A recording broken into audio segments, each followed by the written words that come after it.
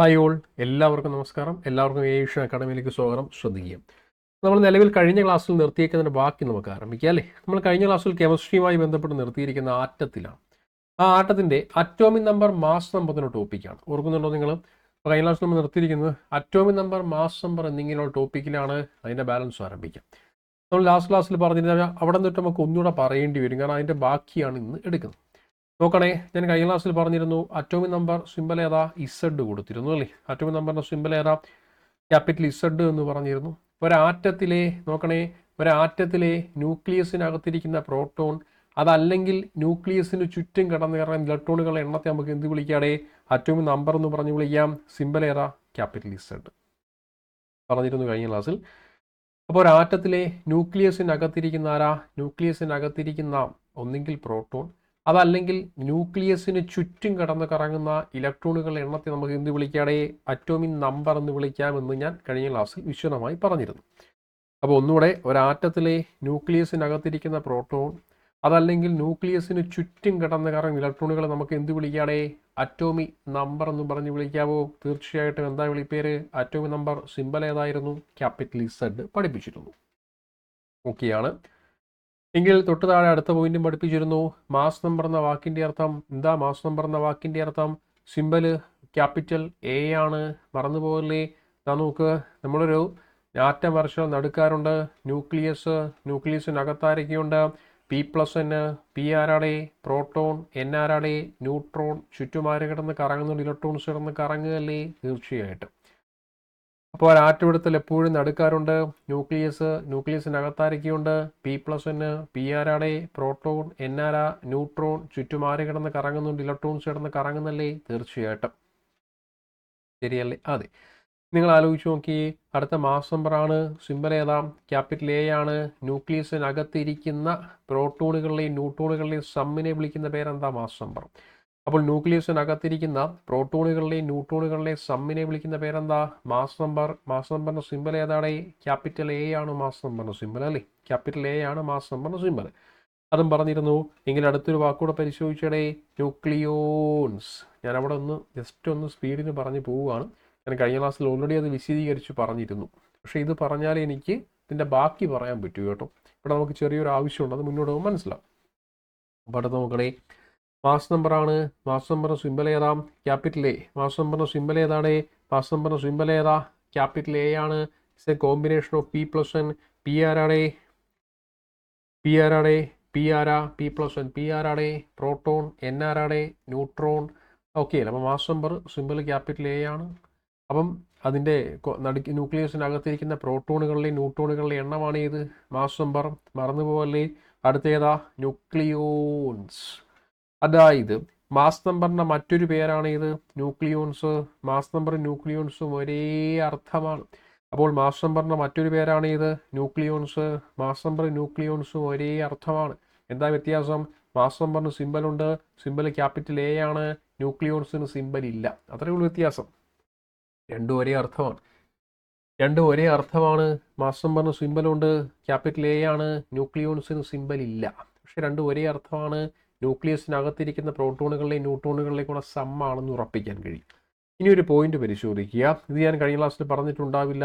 ഒന്ന് നോക്കിയാടെ, നമ്മളെപ്പോഴും ഒരു മൂലകത്തിൻ്റെ representative, for example oxygen.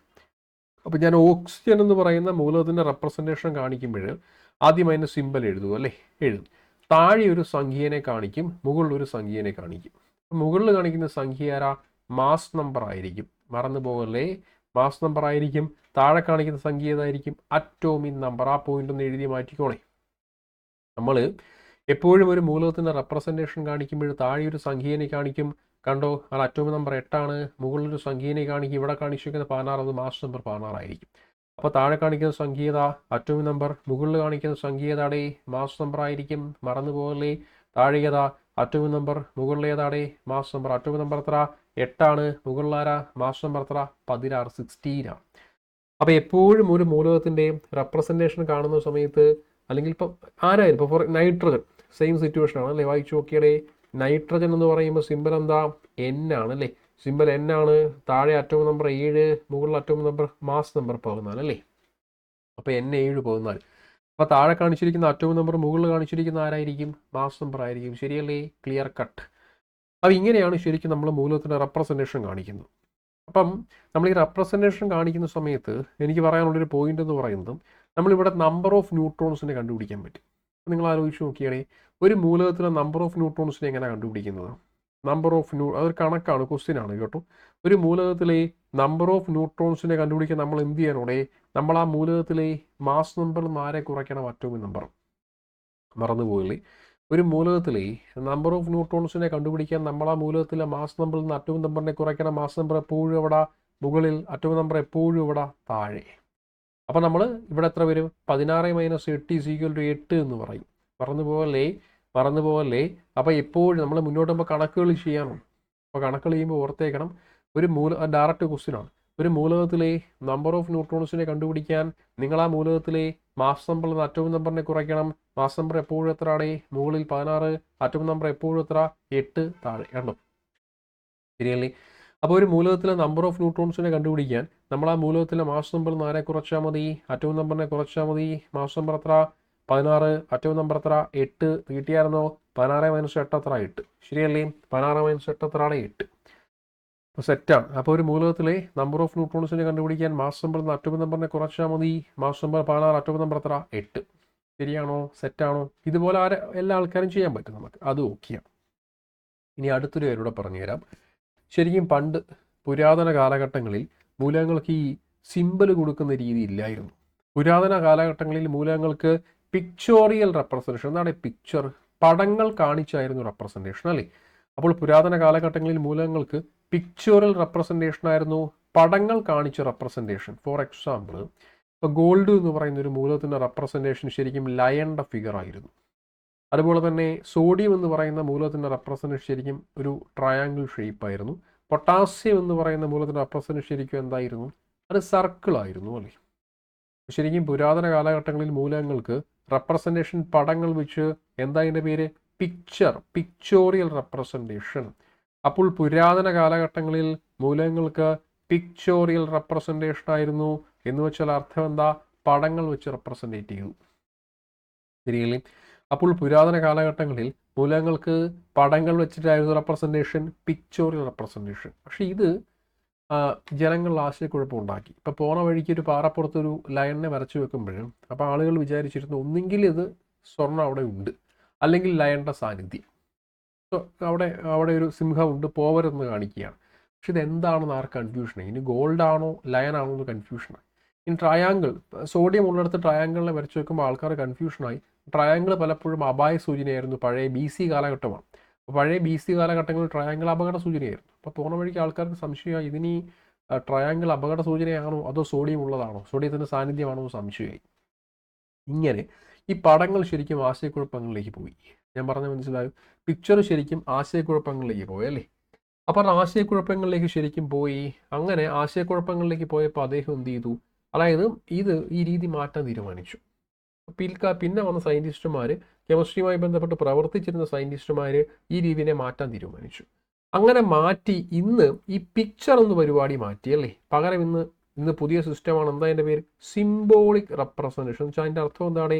Symbol വെച്ച് കാണിക്കൽ. എന്താ അതിൻ്റെ വിളിപ്പേര്? സിംബോളിക് റെപ്രസെൻറ്റേഷൻ എന്ന് വെച്ചാൽ അർത്ഥം എന്താണ്? സിംബൽ വെച്ച് കാണിക്കൽ. സിംബൽ വെച്ച് റെപ്രസെൻറ്റേഷൻ കാണിക്കും അല്ലേ? ഇപ്പോൾ ഫോർ എക്സാമ്പിൾ, ഇപ്പോൾ ഗോൾഡ് നമ്മുടെ പുതിയ സിംബൽ എന്താ? AU അല്ലേ? അതുപോലെ തന്നെ സിൽവർ നമ്മുടെ പുതിയ സിംബൽ എന്താ? AG. അതുപോലെ സോഡിയം നമ്മുടെ സിംബൽ എന്താ? സോഡിയത്തിന് Na അല്ല. ഇങ്ങനെ മൂലകങ്ങൾക്ക് സിംബൽ കൊടുക്കാൻ തുടങ്ങി. അപ്പോൾ പണ്ട് മൂലകങ്ങൾക്ക് പിക്ചറൽ റെപ്രസെൻറ്റേഷൻ ആയിരുന്നു. പക്ഷേ ഈ പടങ്ങൾ അല്ലെങ്കിൽ പിക്ചർ പിൽക്കാലത്ത് ആശയക്കുഴപ്പങ്ങളിലേക്ക് പോയി. അപ്പോൾ അത് മാറ്റി ഇന്ന് കാണുന്ന സിംബൽ കൊടുക്കാൻ തീരുമാനിച്ചു. This is called symbolic representation. Symbol കൊടുക്കുന്ന രീതി ആവിഷ്കരിച്ചു അല്ലെ? This is called symbolic representation. ഇങ്ങനെ മൂലകങ്ങൾക്ക് പഴയ പിക്ചോറിയൽ റെപ്രസെൻറ്റേഷൻ മാറ്റി ഇന്ന് കാണുന്ന പുതിയ സിംബോളിക് റെപ്രസെൻറ്റേഷൻ, സിംബൽ വെച്ച് റെപ്രസെൻറ്റ് ചെയ്യാൻ തീരുമാനിച്ചു. ആരാടെ? ഒരു സയൻറ്റിസ്റ്റ് ഉണ്ട്. അതിൻ്റെ പേര് എഴുതുകയാണ് ജോണസ് ജേക്കബ് ബെർസേലിയസ്. എന്താ പേര്? Jons Jacob Berzelius. സയൻറ്റിസ്റ്റിൻ്റെ പേര് ഇതാ ബോർഡിലുണ്ട്. സയൻറ്റിസ്റ്റിൻ്റെ പേര് പരിശോധിച്ചടെ, ജോണസ് ജേക്കബ് ബെർസേലിയസ്. ശരിയല്ലേ? അപ്പോൾ ഇതാണ് സയൻറ്റിസ്റ്റിൻ്റെ പേര്. നോക്കണേ, ജോണസ് ജേക്കബ് ബെർസേലിയസ് അല്ലേ? അപ്പോൾ ജോണസ് ജേക്കബ് ബെർസേലിയസ് എന്ന് പറഞ്ഞ സയൻറ്റിസ്റ്റ് ആരാത്? ജോണസ് ജേക്കബ് ബെർസേലിയസ് എന്ന് പറയുന്ന സയൻറ്റിസ്റ്റ്. അപ്പോൾ അദ്ദേഹമാണ് ശരിക്കും പറഞ്ഞാൽ മൂലകങ്ങൾക്ക് സിമ്പിൾ കൊടുക്കുന്ന രീതി ആവിഷ്കരിച്ചു. അപ്പോൾ അദ്ദേഹം ചെറിയ പുള്ളി അല്ല കേട്ടോ, അദ്ദേഹത്തിന് ഒരുപാട് കോൺട്രിബ്യൂഷൻസ് ഉണ്ട്. നമുക്കൊന്ന് സമ്മറൈസ് ചെയ്യാം. ഒന്ന്, ഇദ്ദേഹമാണ് മൂലകങ്ങൾക്ക് സിമ്പിൾ കൊടുക്കുന്ന രീതി ആവിഷ്കരിച്ചു. അതിനെ എന്ത് വിളിച്ചടേ? Symbolic representation. ബാക്കി ഞാൻ ഇപ്പുറത്തേക്ക് എഴുതാം. ഇവിടെ എഴുതാമല്ലോ. അതൊക്കെ നമ്മൾ കഴിഞ്ഞ ക്ലാസ്സിൽ എടുത്ത പോയിന്റ് അല്ലേ. അപ്പോൾ നോക്കൂ, ഞാൻ ഇങ്ങോട്ട് അദ്ദേഹത്തിൻ്റെ പോയിന്റുകൾ സമ്മറൈസ് ചെയ്യാം. സയൻറ്റിസ്റ്റിൻ്റെ പേരിനെ ഒരു പേപ്പറിലുണ്ടെന്ന് എഴുതിക്കൂടെ, റഫായിട്ട് എക്സ്ട്രാ പോയിന്റ് റഫായിട്ട് നോട്ട് ചെയ്യും. Jons Jacob Berzelius. എന്താ സയൻറ്റിസ്റ്റിൻ്റെ പേര്? Jons Jacob Berzelius. അദ്ദേഹത്തിൻ്റെ കോൺട്രിബ്യൂഷൻസിന് സമ്മറൈസ് ചെയ്യാം. ഒന്നാമത്തെ കോൺട്രിബ്യൂഷൻ എന്താ? He was the father of symbolic representation of elements. മൂലകങ്ങൾക്ക് സിമ്പിൾ കൊടുക്കുന്ന രീതി ആവിഷ്കരിച്ചു. ശരിയല്ലേ? രണ്ടാമത്, he was the father of element silicon. അദ്ദേഹമാണ് സിലിക്കൺ മൂലകത്തിന്റെ പിതാവ്. സിലിക്കണിന്റെ symbol SI, atom number 14 14. Symbol SI, atom number 14 14 അടുത്ത ആരാടെ? സെലീനിയമാണ്. സെലീനിയത്തിന്റെ സിമ്പൽ എന്താണ്? SE ആണ്. അറ്റം നമ്പർ എത്രയാടെ? 34 34. അടുത്ത ആരാടെ? അടുത്ത മൂലകത്തിന്റെ പേരെന്താ? സെലീനിയം കഴിഞ്ഞാൽ സെറിയമാണ്. സെറിയം മൂലകത്തിന്റെ സിമ്പൽ എന്താ? CE ആണ്. അറ്റോമിക് നമ്പർ ഉണ്ടോ? 58. അടുത്ത ആരാടെ? അടുത്ത നമുക്ക് തോറിയമാണ്. തോറിയം മൂലകത്തിന്റെ സിമ്പൽ എന്താ? TH ആണ്. അറ്റോമിക് നമ്പർ എത്ര? 90 അല്ലേ? 90. അപ്പോൾ സയൻറ്റിസ്റ്റിൻ്റെ പേരെന്താ? ജോണസ് ജേക്കബ് ബെർസേലിയസ് ആണ്. അപ്പോൾ അദ്ദേഹത്തിൻ്റെ കോൺട്രിബ്യൂഷൻസ് പറ. ഒന്ന്, he was the father of symbolic representation of elements. രണ്ട്, അദ്ദേഹമാണ് സിലിക്കൺ മൂലകത്തിൻ്റെ പിതാവ്. സിലിക്കൺ മൂലകത്തിൻ്റെ സിമ്പൽ എന്താ? SI, atomic number 14 14.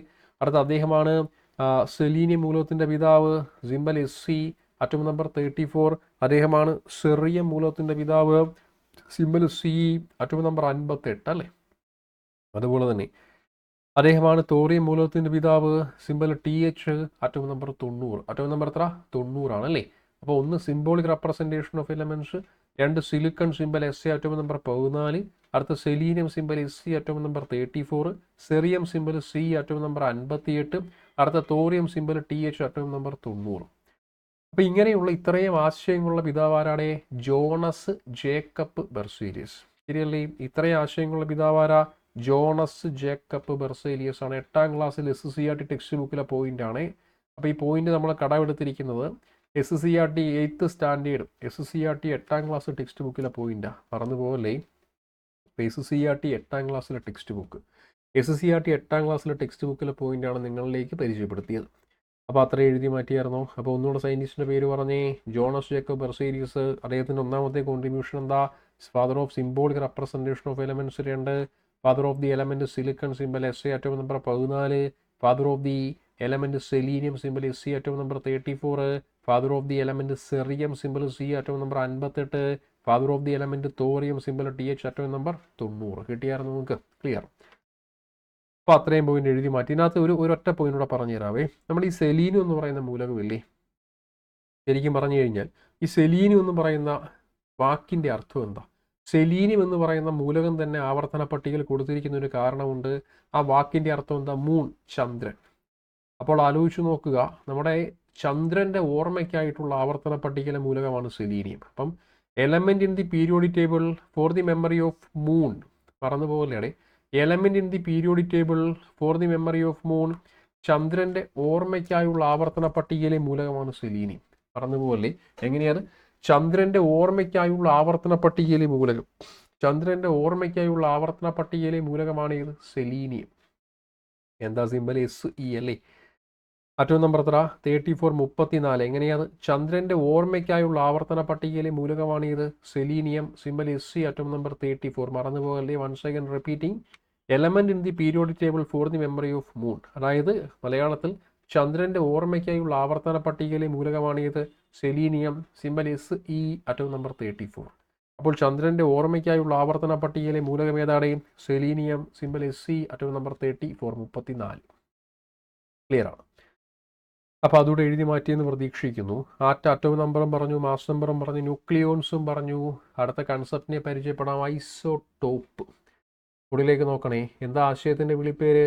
ഐസോടോപ്പ്. ഇവിടെ ഐസോടോപ്പ് എന്ന് പറയുമ്പോൾ ബോർഡിലേക്ക് നോക്ക്. അറ്റോമിക് നമ്പറുകൾ ഒരേപോലെ, അറ്റോമിക് നമ്പറുകൾ ഒരേപോലെ വരികയും മാസ് നമ്പറുകൾ വ്യത്യാസം അല്ലേ. എങ്ങനെയാ? അറ്റോമിക് നമ്പറുകൾ ഒരേപോലെ വരികയും മാസ് നമ്പറുകൾ വ്യത്യാസമാവുകയും ചെയ്യുന്ന മൂലകങ്ങളെ നമുക്ക് എന്ത് വിളിക്കുകയാണ്? ഐസോടോപ്പ്. ആദ്യം ഡെഫിനിഷൻ പഠിച്ചേ. എങ്ങനെയത്? അറ്റോമിക് നമ്പറുകൾ ഒരേപോലെ വരികയും മാസ് നമ്പറുകൾ വ്യത്യാസമാവുകയും ചെയ്യുന്ന മൂലകങ്ങളെ നമുക്ക് എന്ത് വിളിക്കുകയാണ്? ഐസോടോപ്പ്. എക്സാമ്പിൾ ഇത് തെറ്റാണ്, ഞാൻ വേറെ എഴുതിത്തരാം. ഒന്നുകൂടെ. അറ്റോമിക് നമ്പർ ഒരേപോലെ, നമ്മൾ നേരത്തെ പൊസിഷൻ ഓഫ് അറ്റോമിക് നമ്പർ കൊണ്ട് എവിടെയാ ഒരു മൂലകത്തിൻ്റെ എപ്പോഴും അറ്റോമിക് നമ്പർ എവിടെ? താഴെയാണ് അല്ലേ? അപ്പോൾ അറ്റോമിക് നമ്പർ ഒരേപോലെ വരികയും മാസ് നമ്പർ വ്യത്യാസപ്പെടുകയും ചെയ്യുന്ന മൂലകങ്ങളെ വിളിക്കുന്ന പേരാണെന്ത്? ഐസോടോപ്പ്. അപ്പോൾ ആ ബോർഡിലുണ്ട്, ഞാൻ 2 മൂലകങ്ങൾ എടുത്ത് കാണിക്കാം. നോക്കണേ, H13 H12. നിങ്ങളൊന്ന് പരിശോധിച്ച് ഡെഫിനിഷൻ നോക്കിയാണോന്ന്. അറ്റോമിക് നമ്പർ ഒരേപോലെ, നിങ്ങൾ നോക്കി അറ്റോമിക് നമ്പർ എപ്പോഴും താഴെയല്ലേ? ഒരേപോലാണോ? അതെ, ഒരേപോലാണ്. മാസ് നമ്പർ എപ്പോഴും മുകളിലല്ലേ? വ്യത്യാസമുണ്ടോ? 3, 4. ശരിയല്ലേ? അല്ല, 3, 2. അപ്പോൾ അറ്റോമിക് നമ്പർ ഒരേപോലെ വരികയും അറ്റോമിക് നമ്പർ എപ്പോഴും താഴെയല്ലേ? നോക്ക്, 1, 1. മാസ് നമ്പർ വ്യത്യാസമല്ലേ? മുകളിലല്ലേ? 3, 2. ശരിയല്ലേ? അപ്പം അറ്റോമിക് നമ്പർ ഒരേപോലെ, താഴെ ഒരേപോലെ, 1, 1. മാസ് നമ്പർ വ്യത്യാസം, മുകളിൽ വ്യത്യാസം. ശരിയല്ലേ? 3, 2. കണ്ടോ?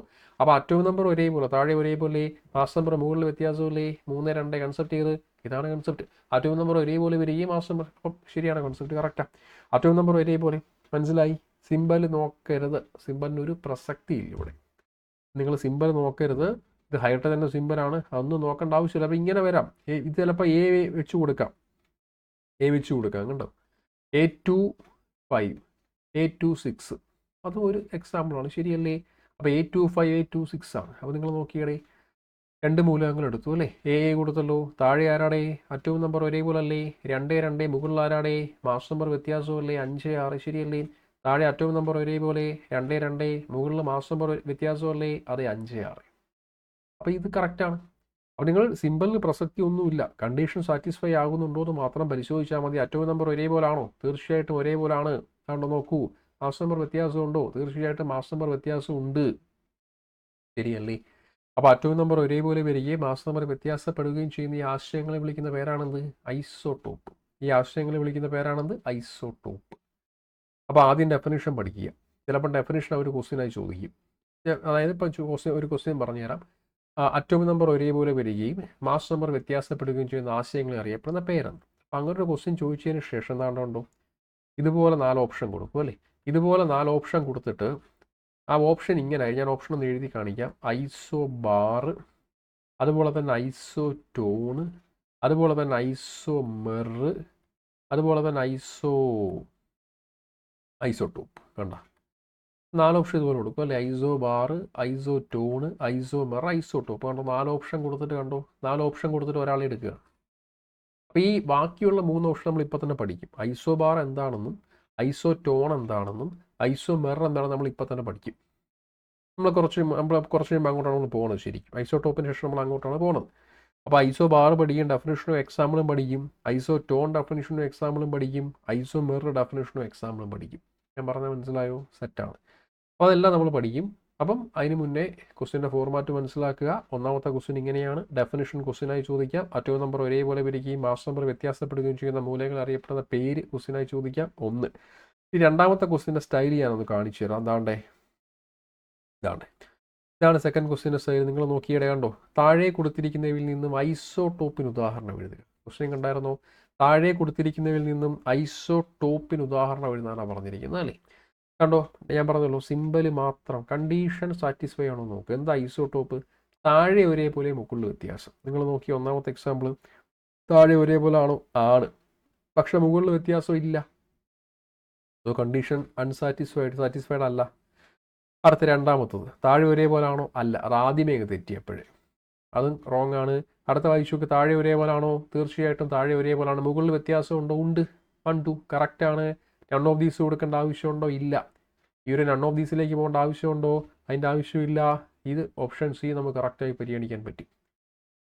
ഇതിപ്പോൾ താഴെ ഒരേപോലെ മുകളിൽ വ്യത്യാസം, നമുക്ക് ഓപ്ഷൻ സി കൃത്യമായി പരിഗണിക്കാൻ പറ്റും. നൺ ഓഫ് ദീസിലേക്ക് പോകേണ്ട ആവശ്യം നമുക്കുണ്ടോ? ഇല്ല. നൺ ഓഫ് ദീസിലേക്ക് പോകേണ്ട ആവശ്യം നമുക്ക് ഇല്ല. അപ്പോൾ താഴെ കൊടുത്തിരിക്കുന്നവയിൽ ഐസോടോപ്പിന് ശരിയായ ഉദാഹരണം പറയുമ്പോൾ ഓപ്ഷൻ സി തന്നെയാണ് ബെസ്റ്റ് ആൻസർ. നൺ ഓഫ് ദീസിലേക്ക് പോയി ആശയക്കുഴപ്പത്തിലേക്ക് പോകരുത്. സിമ്പിളിലേക്ക് നോക്കി നിങ്ങൾ കൺഫ്യൂഷനിലേക്കും ആവരുത്. ഞാൻ പറഞ്ഞു കിട്ടിയോ? അപ്പോൾ ഇതൊരു പഴയ PQ, പഴയതല്ല, 2021 LDC മെയിൻസ്, 2021 LDC മെയിൻസിലെ ക്വസ്റ്റ്യൻ പേപ്പറിലെ ക്വസ്റ്റ്യനാണ് കേട്ടോ. 2021 LDC മെയിൻസിലെ ക്വസ്റ്റ്യൻ പേപ്പറിലെ ക്വസ്റ്റ്യനാണ്. ക്ലിയർ അല്ല, അങ്ങനെയും ചോദിക്കാം. ഇനി ഇവിടെ മറ്റൊരു ക്വസ്റ്റ്യൻ പരിചയപ്പെടുത്താം. നമ്മൾ നേരത്തെ കണ്ട ഒരു ചോദ്യമാണ്, അതിൻ്റെ ഇടയിൽ വന്നുകൊണ്ട് ഞാനങ്ങ് പറയുകയാണ്. കണ്ടോ, ഞാൻ നേരത്തെ പറയാൻ മിസ്സായി പോയൊരു ചോദ്യമാണ്. ഒന്ന് നോക്കിയിട്ട് നമുക്ക് മുന്നോട്ട് പോവാം. നോക്കൂ, R17 എന്ന മൂലകത്തിലെ ന്യൂട്രോണുകളുടെ എണ്ണം കണ്ടുപിടിക്കുക. നേരത്തെ പറഞ്ഞില്ലായിരുന്നോ? R1735 എന്ന മൂലകത്തിലെ ന്യൂട്രോണുകളുടെ എണ്ണം കണ്ടുപിടിക്കുക. മുകളിലേക്ക് നോക്കിയേ. ഒരു മൂലകത്തിലെ നമ്പർ ഓഫ് ന്യൂട്രോൺസ് അല്ലെങ്കിൽ ന്യൂട്രോണുകളുടെ എണ്ണം കണ്ടുപിടിക്കുന്നത് എങ്ങനെയാ? ആ മൂലകത്തിലെ മാസ് നമ്പറിൽ 4 കുറയ്ക്കുക, അറ്റോമിക് നമ്പറിനെ കുറച്ചാൽ പോരെ. നിങ്ങൾ മുകളിലേക്ക് നോക്കിയേ. നോക്ക്, R1735 ശരിയല്ലേ? 35 എപ്പോഴും മുകളിലാരാ? Mass number. താഴെയാരാ? Atomic number. കുറച്ചോ? ആൻസർ എത്ര? 18. ശരിയല്ലേടേ? കേട്ടോ. അപ്പോൾ R1735 എന്ന മൂലകത്തിലെ ന്യൂട്രോണുകളുടെ എണ്ണം കണ്ടുപിടിക്കാൻ പറഞ്ഞിരിക്കുകയാണ്. ഒരു മൂലകത്തിലെ നമ്പർ ഓഫ് ന്യൂട്രോൺസിനെ കണ്ടുപിടിക്കുന്നത് എങ്ങനെയാ?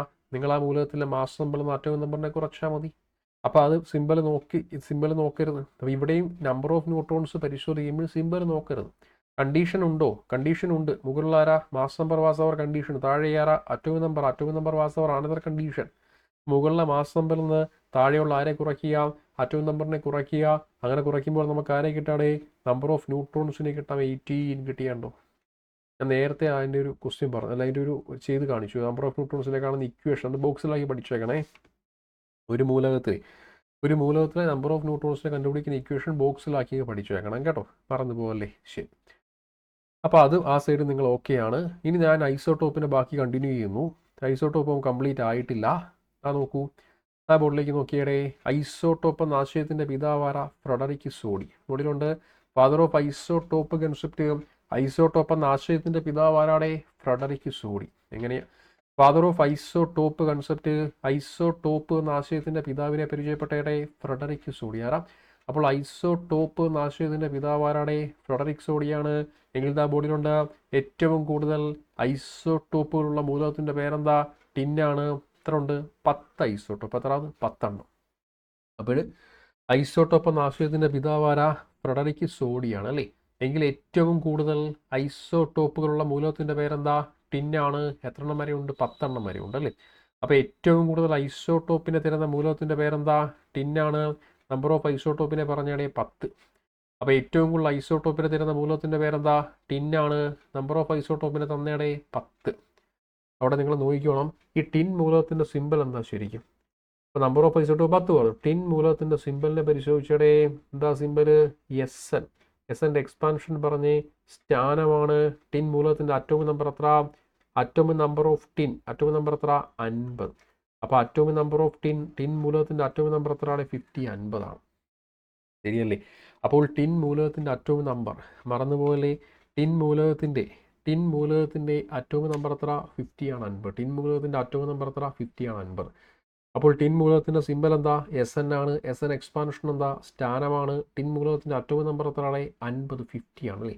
അപ്പോൾ ആ ടിൻ മൂലകത്തിലെ ഏറ്റവും കൂടുതൽ ഐസോട്ടോപ്പ്, അപ്പോൾ ഏറ്റവും കൂടുതൽ ഐസോട്ടോപ്പുകൾ തരുന്ന മൂലകത്തിൻ്റെ പേരെന്താ? ടിൻ. മറന്നുപോലെ. ഏറ്റവും കൂടുതൽ ഐസോട്ടോപ്പുകൾ തരുന്ന മൂലകത്തിൻ്റെ പേരെന്താ? ടിന്നാണ്. ടിൻ മൂലകത്തിൻ്റെ സിമ്പിൾ എന്താ? SN ആണ്. SN എക്സ്പാൻഷൻ എന്താ? സ്ഥാനം. അറ്റോമിക് നമ്പർ തായോ? 50. അടുത്ത വായിച്ചു നോക്ക്. ഏറ്റവും കുറവ് ബോർഡിലുണ്ട്.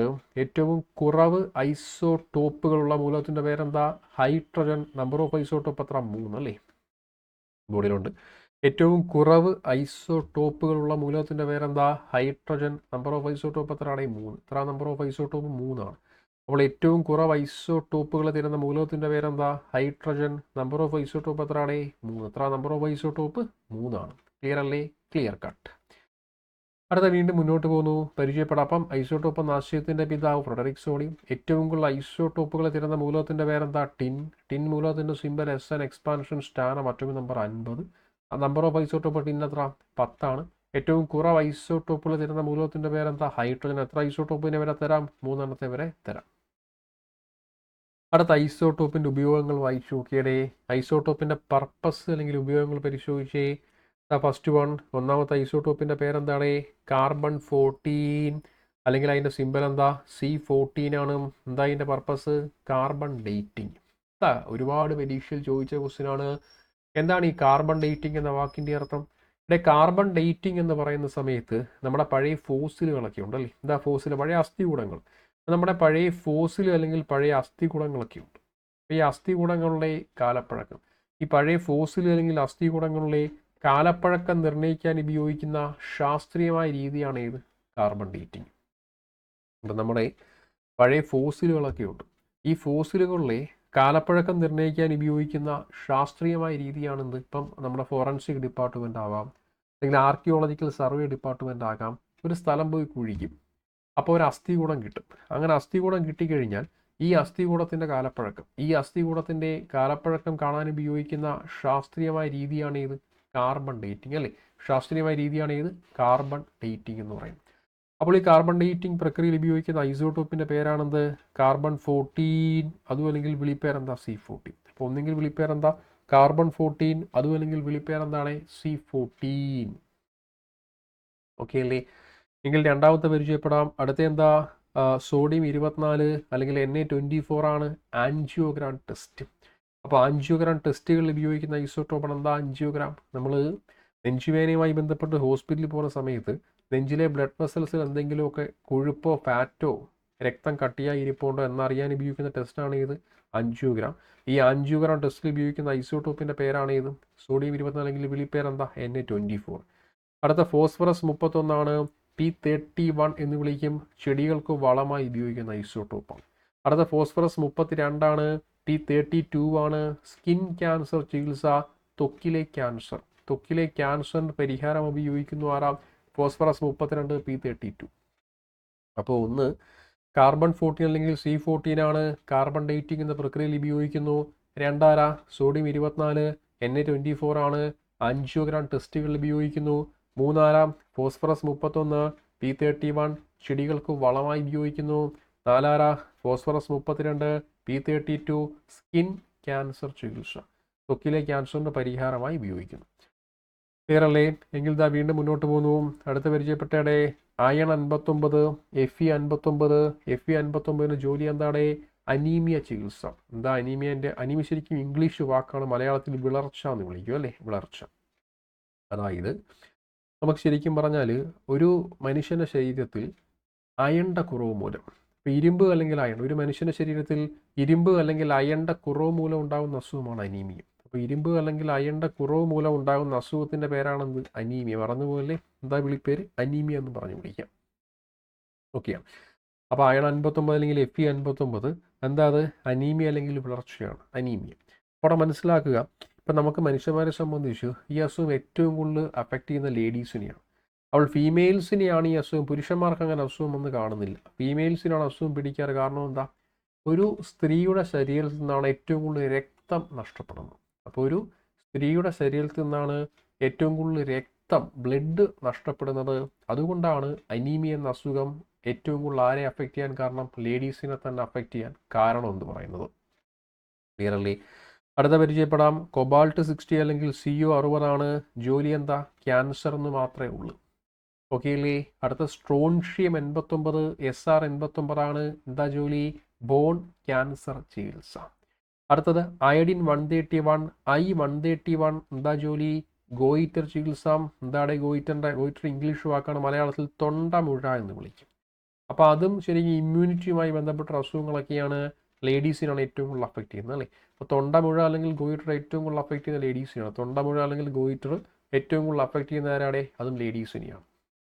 അപ്പോൾ അയഡിൻ 131 I131 ഗോയിറ്റർ ചികിത്സയിൽ ഉപയോഗിക്കുന്ന ഐസോട്ടോപ്പാണ് എന്താ? ഗോയിറ്റർ. തൊണ്ടമുഴ എന്നൊക്കെ പറഞ്ഞു വിളിക്കും. എന്താ എൻ്റെ വിളിപ്പേര്? തൊണ്ടമുഴ എന്ന് വിളിക്കും. അപ്പം അടുത്ത ഗോൾഡ് 198 AU198 AUR സിമ്പല, സ്വർണത്തിൻ്റെ സിമ്പലാണ്. ലുക്കീമിയ ചികിത്സ. എന്താണ് ലുക്കീമിയ?